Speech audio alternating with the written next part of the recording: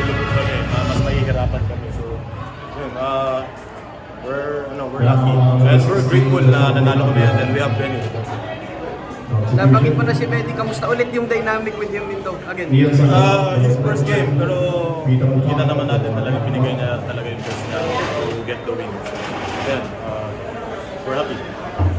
Si Jay, kasi yung last basket mo kanina for the eventual scoreline, officially, 5,000 points club. Masabi mo lang doon.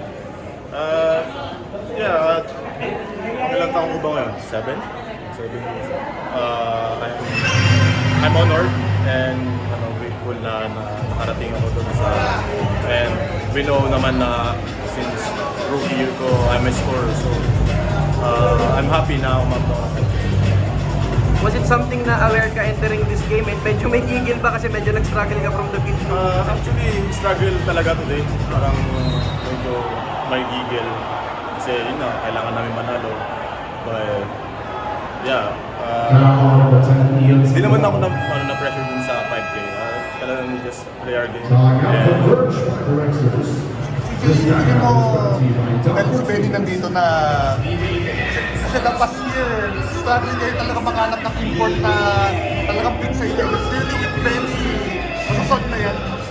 I think